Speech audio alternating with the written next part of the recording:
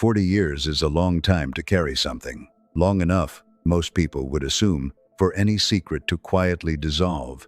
But Meryl Streep has learned that some truths don't fade with time. They get heavier.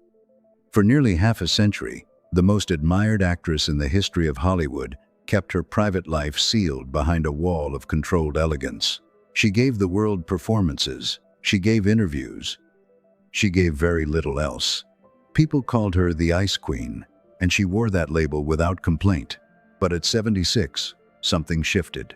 The composure held, but the silence finally broke.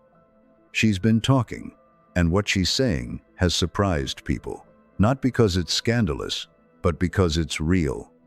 She's been opening up about the depth of her connection to Robert Redford, a bond so layered and so quietly intense that both of them spent decades choosing not to speak about it at all. The unspoken agreement between these two icons is the story. From their unscripted moments together in the tall grass of Kenya to the emotional reckoning she's now ready to put into words, this is the frequency the world was never supposed to tune into. Mary Louise Streep came into the world on the 22nd of June, 1949, in Summit, New Jersey. The daughter of a commercial artist, father, and a mother who turned out to be the most formative influence of her life. Her mother didn't raise her with doubt. She raised her with the firm, unwavering belief that her daughter could do anything she decided to do. That wasn't just encouragement. It was a framework for how Meryl would approach everything that followed. In high school, she was the kind of girl who seemed to belong on the surface of things. Cheerleader, homecoming queen, popular and confident. But the real work was happening somewhere else entirely. At 12 years old, she started taking opera lessons, and for the next 4 years, she trained seriously. Then she stopped. Not because she lacked talent, but because she realized she was singing emotions she didn't actually feel. That gap between performance and truth bothered her in a way she couldn't ignore. She decided right then, as a teenager, that her entire relationship with art would be built on honesty, or it wouldn't exist at all. Getting there took sacrifice. At the Yale School of Drama, she wasn't just studying the craft, she was holding her life together with waitressing shifts and typing jobs to cover her tuition. She appeared in dozens of productions a year, grinding through the work at a pace that eventually gave her stomach ulcers. There were moments she seriously considered walking away from acting altogether to pursue law school instead. The stage had other plans. She arrived in New York in 1975 and ran headfirst into an industry that had very specific ideas about what a woman needed to look like. The confrontation that defined her attitude came early and came hard.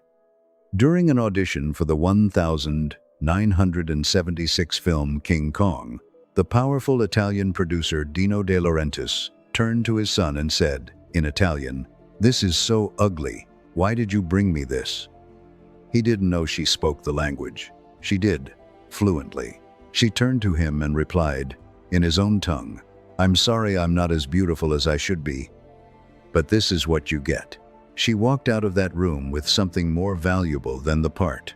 She walked out knowing exactly who she was. The deepest shaping force of her early life, though, wasn't a casting room. It was a man named John Cazale.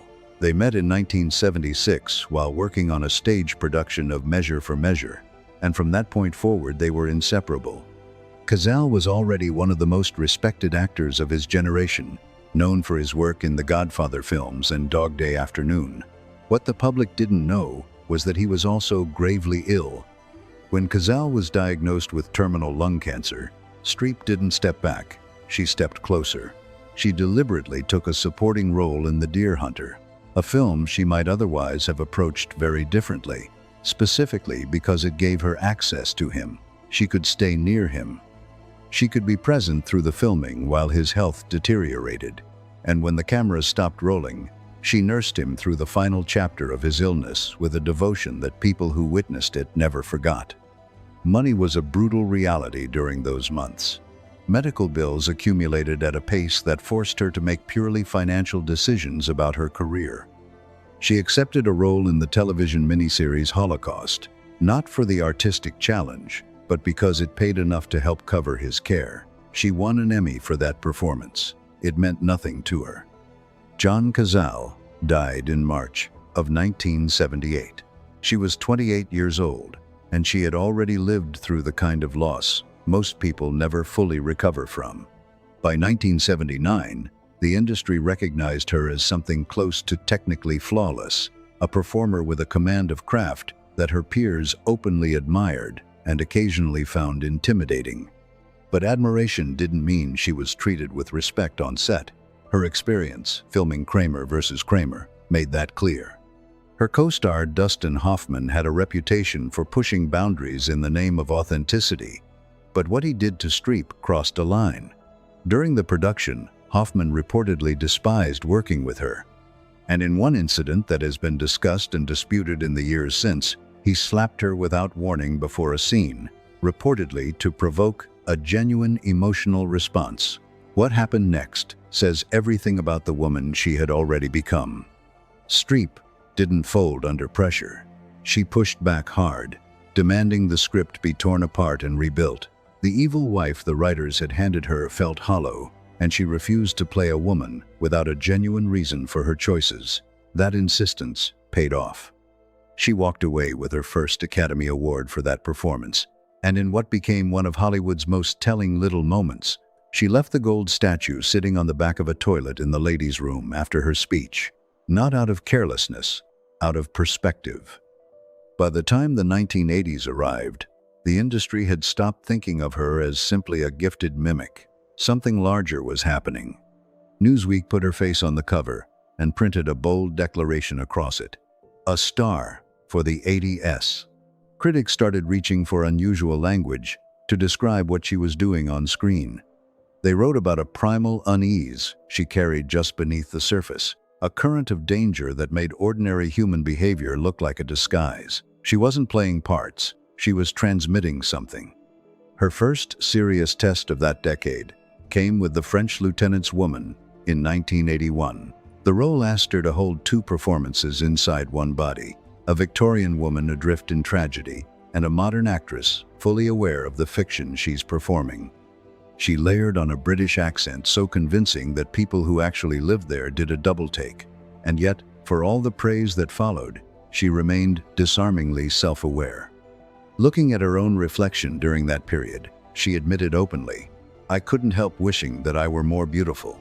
That kind of honesty was rare in a town built on illusion. Hollywood, though, didn't need a pageant winner.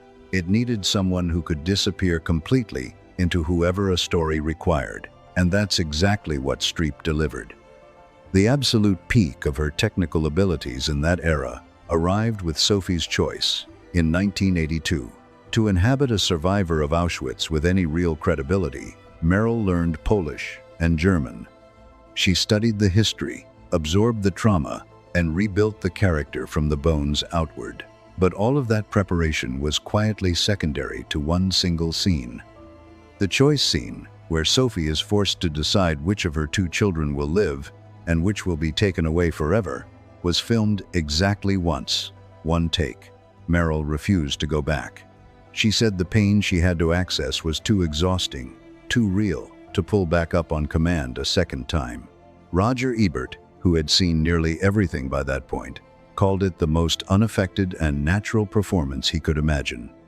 She collected her second Oscar, and while a handful of critics argued she had somehow removed herself from the body on screen entirely, the rest of the world had arrived at a different conclusion. She was untouchable. She didn't retreat into safe fictional territory after that. In 1983, she became Karen Silkwood, the nuclear plant whistleblower whose death in a car crash remained deeply suspicious. Streep had no interest in playing a symbol or a martyr. She wanted the woman herself, complicated and specific and real. She tracked down every scrap of information she could find, every detail that might help her understand Silkwood from the inside rather than from the outside looking in. The result was quieter than Sophie's Choice, more clinical in its restraint, but it proved something important. She could carry the weight of an actual life without flinching. Then the story moved to Africa. When Sidney Pollack began casting out of Africa, In 1985, Streep wasn't his first instinct for the role of Karen Blixen. He had doubts, and he was direct about them, feeling she wasn't the right kind of glamorous for the part. He even considered Jane Seymour. But Meryl walked into the room and did something no amount of conventional star power could have pulled off. She was simply, completely honest with him. No armor, no performance. Pollock didn't forget it. He later said plainly, "There was no shielding between her and me." The Kenyan sun during that 101-day shoot changed things further. Something developed between Meryl Streep and Robert Redford that no screenplay could have engineered and no script supervisor could have anticipated. It wasn't manufactured chemistry. It was the kind of quiet understanding that builds between two people working at full intensity in an extraordinary place, far from the machinery of Hollywood and everything that place demands. Africa had a way of stripping things down to what was actually there. Redford was the first leading man who didn't treat her as competition. He showed up, stood his ground, and simply trusted her. That legendary hair-washing scene captured everything that was right between them, a quiet, unspoken understanding between two performers working at the same level. That connection stayed with Meryl long after the cameras stopped rolling, and for the next 4 decades, she'd measure every creative partnership against it. The film took home Best Picture, and Meryl collected another nomination that confirmed what the serious critics already knew, that she was operating at a height very few actors ever reach. The industry was starting to understand that her range wasn't just wide, it was borderless. By the close of the decade, she was pushing her accent work into territory nobody else would dare touch. In Evil Angels, she stepped fully into the skin of Lindy Chamberlain, the real Australian mother at the center of one of the most controversial criminal cases her country had ever seen. Chamberlain had told the world, "The dingoes got my baby," and half the population didn't believe her. Meryl made you feel every inch of that injustice.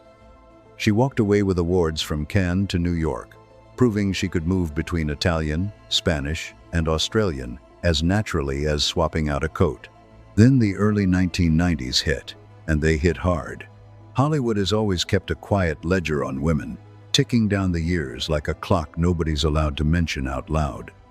The moment Meryl crossed 40, the industry began treating the most gifted actress alive like she was losing value by the season. The scripts slowed down. The interesting ones practically stopped arriving. She could see exactly what was happening. A business drunk on summer blockbusters and fixated on youth had decided a woman in her absolute prime was somehow the wrong fit. She didn't take it quietly. Meryl stood before the Screen Actors Guild in 1990 and said what most people in that room were afraid to say, that the industry was systematically undervaluing women, both on the screen and in the salary negotiations. She tried pivoting toward a lighter, more commercial persona. Postcards from the Edge showed she had real comic instincts. Then came Death Becomes Her, a big-budget spectacle that was supposed to reintroduce her to mainstream audiences as someone fun and accessible. But the production was a grinding 7-month ordeal. Special effects took over everything. The physical demands were relentless, and she found herself reacting to green screens and mechanical rigs rather than to human beings. She was allergic to the industrial cosmetics, frustrated by the process, and increasingly numb to the CGI work that ate up most of every shooting day. Meryl realized something important during that production. Performing in front of a green screen felt like trying to sing in a language she'd never actually spoken. The soul of the thing kept slipping away. She made a private promise to herself right there on that set that she would never again let technology hollow out a performance from the inside. By 1995, there were people in the industry ready to conclude that her moment had simply passed. Then the phone rang, and it was Clint Eastwood, calling about the bridges of Madison County. Meryl's first reaction was honest. She hadn't loved Robert James Waller's novel. It struck her as sentimental, in ways she found too easy, too tidy. But she looked past her personal reaction and saw the deeper opportunity underneath. Francesca Johnson wasn't just a character in a book. She was a stand-in for every woman the industry had quietly decided to shelve.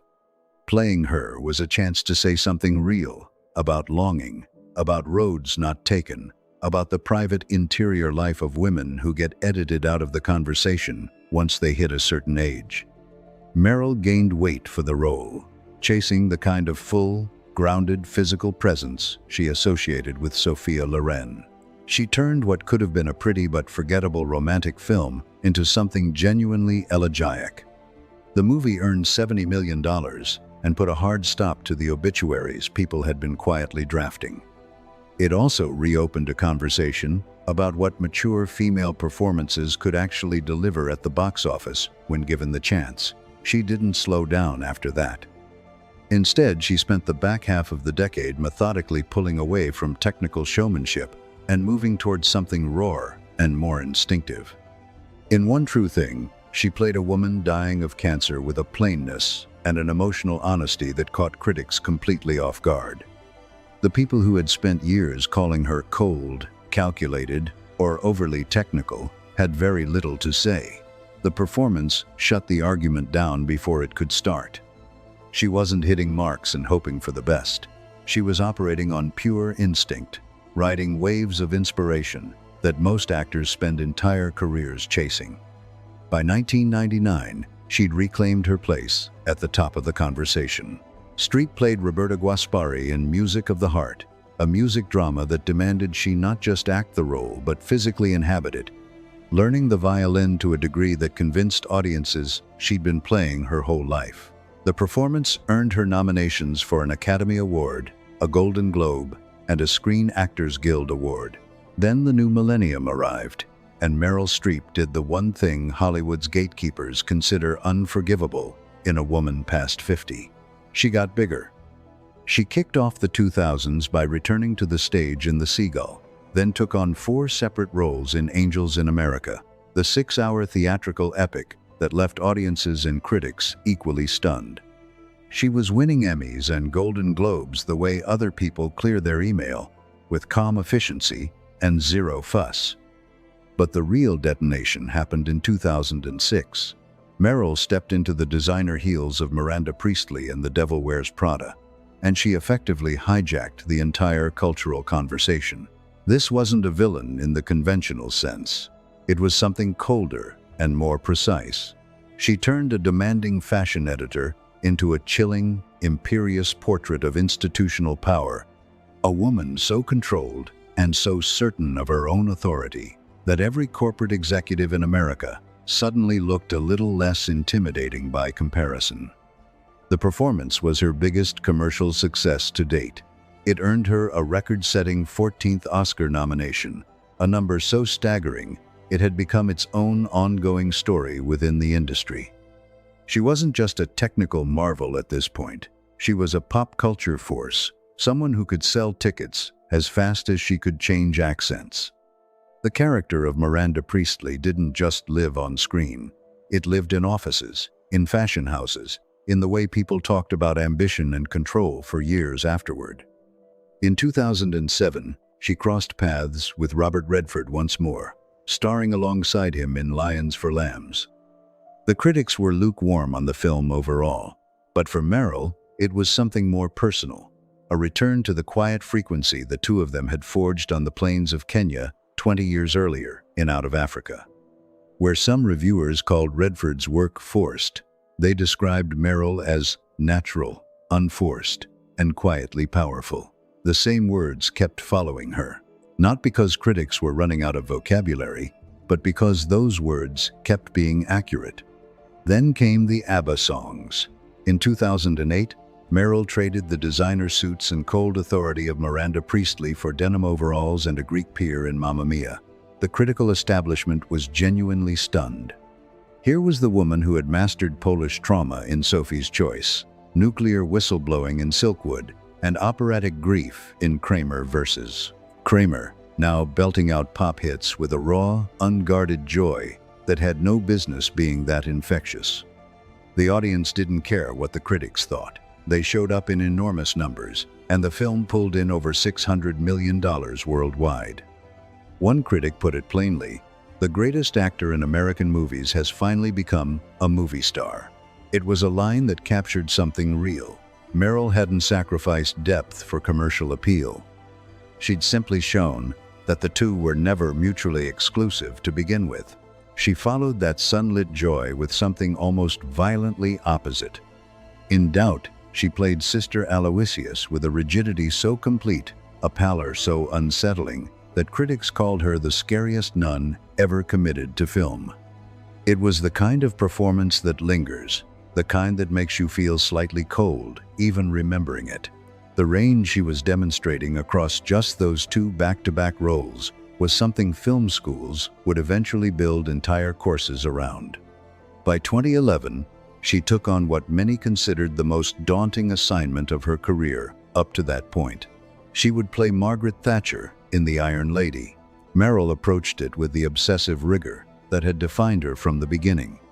She spent hours in the House of Commons studying Thatcher's elocution, her cadence, the specific pitch and placement of her voice, a voice Thatcher herself had trained and sharpened like a tool. The film divided audiences in the UK, where feelings about the former Prime Minister ran deep and complicated, but Meryl's performance was simply undeniable. She earned her third Academy Award for the role, cementing a status the industry had quietly acknowledged for years, but now had no choice but to declare outright. She was the sovereign of the craft. No one else was close. From there, she moved into the culinary warmth and wide-eyed enthusiasm of Julia Child in Julie and Julia, a performance built entirely on joy and appetite, before pivoting again to the dark psychological terrain of a grieving, controlling matriarch in August, Osage County. And in 2017, she delivered a portrait of quiet self-liberation as Katharine Graham, the first female newspaper publisher in America, in Steven Spielberg's The Post. It was a performance that felt personally resonant and historically vital. A woman stepping into her own authority in full public view, uncertain and then suddenly, terrifyingly sure. Then came the shift to television, and even that move carried weight. In 2019, Meryl joined the cast of Big Little Lies, stepping into the role of a razor-tongued, passive-aggressive grandmother who unsettles every room she enters. What made the decision remarkable wasn't the role itself, it was how she chose it. For the first time in a career stretching back 50 years, she agreed to the part without reading a single page of the script. She simply trusted the story, and that kind of instinct only comes from decades of knowing exactly who you are. That same certainty has long defined how she guards the boundary between her professional life and her private one. The studio is one world, home is another. And for over 45 years, Meryl and sculptor Don Gummer held those two worlds in careful balance, standing as one of the most quietly extraordinary partnerships Hollywood has ever produced. In a town built on temporary vows and carefully staged romances, their marriage felt almost like a counter-argument to the whole industry. 4 children came from that union: Henry Wolfe, a musician, Mamie Gummer, Grace Gummer, and Louisa Jacobson, each one carving out their own distinct path in the arts with their own voice, their own style, and their own sense of purpose. What's striking about those 4 is how fully they've stepped into their own identities. They show up together at major events, carrying themselves with ease, proud of where they come from, without being overshadowed by it. Their mother's name opens doors, but none of them seem content to simply walk through a door someone else opened. That balance between honoring a legacy and building something new is its own kind of art. Then 2023 brought a quiet revelation. Meryl and Don had actually been living separately for more than 6 years before the public knew a thing. There was no tabloid explosion, no bitter public statement, no dramatic falling out played out in the press. They had simply moved into a different chapter of their lives, and they did it with the same composure that had always marked their time together. It said everything about who they both are. And through all of it, Meryl kept working. She's currently winning over audiences as Loretta Durkin in Only Murders in the Building, playing a struggling but stubbornly hopeful character that's earned her yet another round of award nominations. She's also set to reprise one of her most iconic roles, returning as the formidable Miranda Priestley in The Devil Wears Prada 2. On top of that, she's signed on to portray legendary musician Joni Mitchell in an upcoming biopic, a casting choice that sent waves through the industry the moment it was announced. 3 major projects, and she's not slowing down for a second. She has said many times that every film is a new opportunity to say something honest. That's not a polished quote crafted for an interview. It's a working philosophy she's lived out on screen for half a century.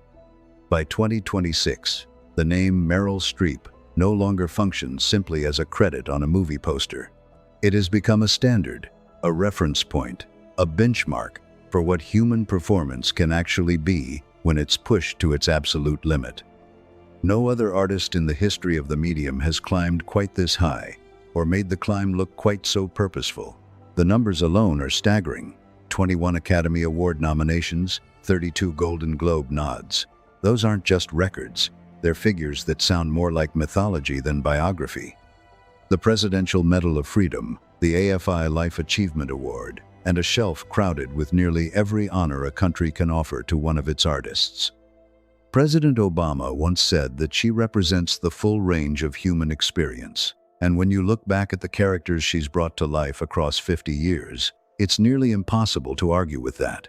She was the chameleon who could speak in any tongue and inhabit any soul. She took stories that broke people's hearts and turned them into something that felt like truth. She shaped an industry, set a standard no one has matched, and did it all while staying grounded enough to keep 4 kids and a 6-decade marriage intact. At 76, Meryl Streep has stopped performing for the critics and started speaking entirely for herself, and somehow, that version of her might be the most compelling one yet. Late in her career, Meryl Streep has finally opened the door to the one chapter she kept most closely guarded, her friendship with Robert Redford. Bob was the kind of person who made everyone around him better, she said, and you could hear the weight of genuine feeling behind those words. To the rest of the world, Redford was the golden boy, the man with the blue eyes and the broad shoulders who made an entire generation fall in love with the idea of America itself. He was a symbol, a poster on a wall, a name that sold tickets before a single frame had been seen. But Meryl never bought that version of him. She looked past the jawline and the legend and found something rarer, a man with a quiet, almost severe dignity and an intelligence that didn't announce itself. It didn't need to. She admits now that stepping onto the set of Out of Africa, she wasn't expecting to find a peer. What she found instead was a mirror. "We had this unspoken understanding on set," she recalled. "It wasn't built on flattery or professional courtesy. It wasn't about awards or billing or who got the better close-up. It was rooted in something more honest than all of that, a shared reverence for the craft itself and what it actually demands from the people who practice it." She's talked about how the two of them would spend long stretches of time out in the tall grass of that set, not running their lines, not discussing blocking, but going deep into character and motivation and the strange, uncomfortable truths that sit at the center of the human experience. Those conversations, she says, were unlike anything she had in any classroom or rehearsal room. Bob taught her something quietly radical, that the measure of a performance, and maybe the measure of a life, isn't what the box office returns or what the reviews say. It's the integrity you carry when the cameras stop rolling and no one is watching anymore. He was, in her words, her lion in winter. Even at the height of her own power, when she was untouchable by almost any standard, she felt something she didn't often feel: safe. Safe in his orbit, held steady by the presence of someone whose instincts were as sharp as her precision was calculated. She says he was the only partner who could genuinely match her on screen, not by mirroring her technique, but by meeting it with something entirely different. Something raw and unforced that made her own work better just by being next to it. She watched him build Sundance from the outside, and she understood immediately what it was really about. It wasn't a monument to Robert Redford. It wasn't a vanity project or a brand extension. It was a gift, a door left deliberately open for the hundreds of filmmakers who would come after him and who might never have gotten inside otherwise. That, she says, told her everything she needed to know about the kind of artist and the kind of person he actually was. He lived the lesson he gave her. An artist's real legacy, he believed, isn't the trophies lined up on a shelf. It's the causes you throw your weight behind and the people whose work you made possible simply by caring enough to show up for them. There's a particular kind of tenderness in her voice now when she talks about him, a nostalgia that has some grief in it. She remembers the two of them as they were, two people at the top of their field who somehow found in each other something neither could find anywhere else. That bond, she suggests, was so deep and so personal that it took the better part of 40 years to talk about openly. Some things are too important to risk cheapening with the wrong words at the wrong time. He was more than a partner, she said softly. He was the anchor I didn't know I needed. That line hits differently when you consider the life she was living at the time, the relentless scrutiny, the impossible expectations, the pressure of being Meryl Streep in a world that had already decided exactly what that meant.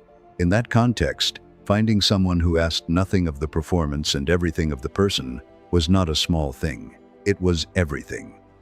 Looking at Meryl Streep today, what becomes clear is that her tribute to Robert Redford is about far more than one man. It's about a way of moving through the world.